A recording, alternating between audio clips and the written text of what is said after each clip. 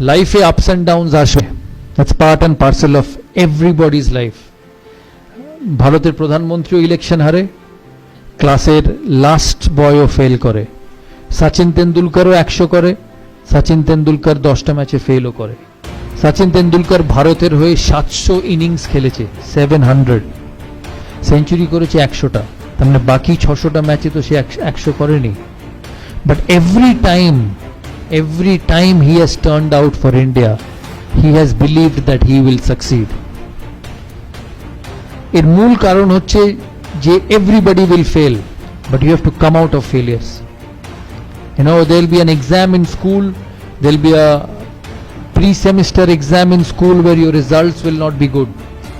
Maybe you have not studied enough, but that doesn't mean যে পরের সেমিস্টারে তোমার যে রেজাল্টস হবে that will not be good. It will exactly depend on what you do from that semester to the next semester. So don't put your head, your shoulder, your belief down with failures, because failures will come. There is nobody in the world who is not failed. Virat Kohli ke dekho, last 3 months hasn't got a run against Australia, hasn't got a run in the IPL. Shobai IPL dekho to?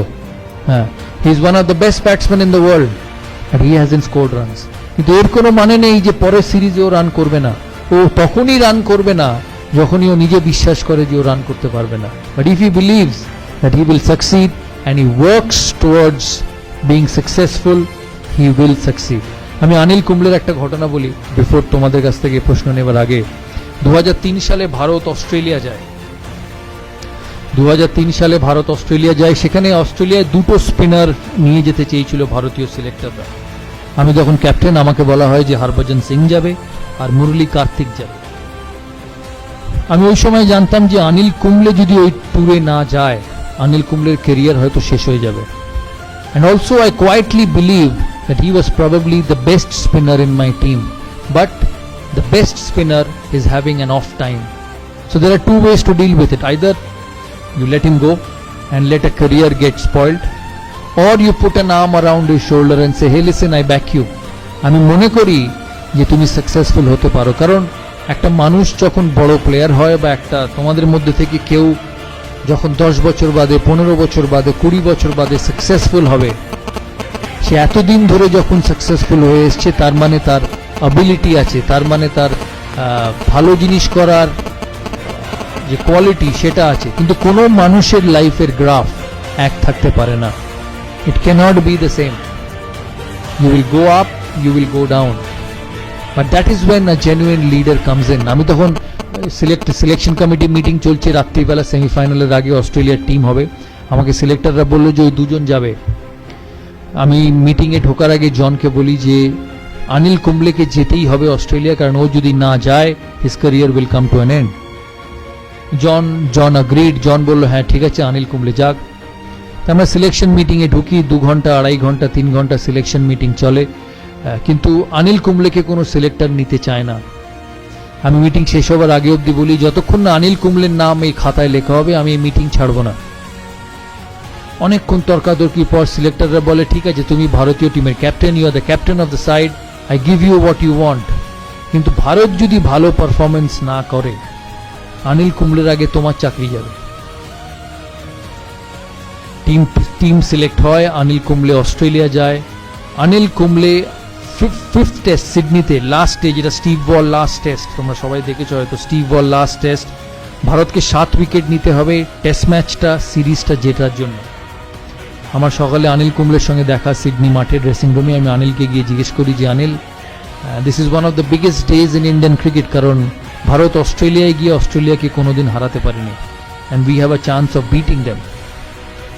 তখন আমি বললাম, what should I do? 90 over সারাদিনের খেলা, আমাকে 7টা wicket নিতে হবে, এরপরে series শেষ, how do I go about? আমাকে একটা কথা বললো যে তুমি you worry about the 45 overs from the other end, and I will look after the 45 overs from this end, because he is such a champion. Anil Kumble, আমরা ওই সিরিজে এত ভালো খেলি। আমার এখনো মনে আছে অস্ট্রেলিয়াতে যখন 5th টেস্টের পরে সিডনি, এরা মিডিয়া রুম এত বড় ছিল, আমি মিডিয়া রুমে ঢুকি, মিডিয়া কনফারেন্সে আমি হঠাৎ ঢুকে দেখি শুধু হাততালি। আমি অবাক হয়ে যাই ফার্স্টে যে কেন এত হাততালি দিচ্ছে, কি কারণ? অস্ট্রেলিয়ার এক মিডিয়া আমাকে বলে যে we are extremely proud of the Indian team, যে লাস্ট 15 বছরে অস্ট্রেলিয়ান ক্রিকেট এত শক্ত ছিল যে কেউ কম্পিট করেনি। You are one of the only side who not only competed but you beat us at home. আর এটা পসিবল ছিল because of Anil Kumble. He finished as the highest wicket taker of the season, and ওই বছর Anil Kumble 75টা wicket পেয়েছিল, যেটা ও কেরিয়ারে কোনোদিন পায়নি। এই কথার মানে হচ্ছে যে even a champion, even the best will go down, even the best will have tough times, but if you want to be a leader, if you want to be someone who actually turns around people, you have to put an arm around him and say, hey listen, I support you. আমি বিশ্বাস করি যে তুমি আমার টিমকে এগিয়ে নিয়ে যেতে পারবে, and it works like magic. তাই এই কথাগুলো বললাম, তোমরা মাথায় রেখো। তোমাদের কি প্রশ্ন আছে আমাকে জিজ্ঞেস করো, লজ্জা পাবে না, কেন আমি তো বারবারই সেরকম কথা বলতে পারবো না। তাই this is one time opportunity for all of you. জানি অনেকক্ষণ বলে ফেললাম, প্রায় 50 মিনিট হয়ে গেল। তোমরা বলো, তোমরা কি জানতে চাও? বাট বিফোর আই ফিনিশ আমি একটা কথা বলতে চাই যে আমি এর আগে কোনোদিন কোনো ইনস্টিটিউটের অ্যাম্বাসেডর হইনি। This is the first time. আমি প্রায় 100টা ব্র্যান্ড এন্ডোর্স করেছি, কোক থেকে, এই কোক, পেপসি, যা বলবে সব। দাদার ছবি হয়তো তোমরা সারা কলকাতার কোনো না কোনো হোর্ডিংয়ে দেখেছো। But one of the main reason of me being a part of this institute is to see your career grow.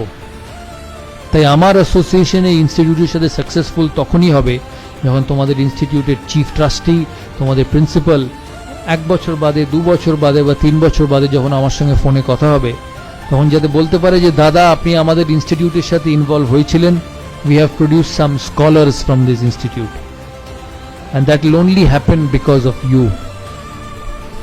খেলাধুলোয় কোচ, পড়াশোনায় teacher can teach you, can tell you what to do, but what you become, what you do is up to you.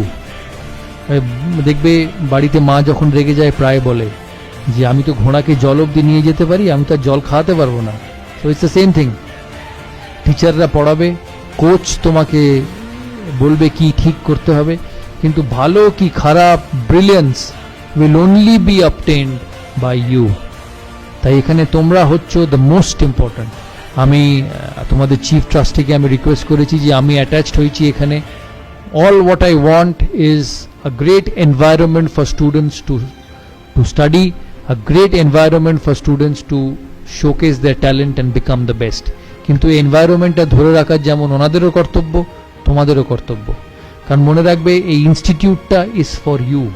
এই institute থেকে তোমাদের chief trustee বা মালিক degree নিয়ে বেরোবে না, degree নিয়ে বেরোবে তোমরা।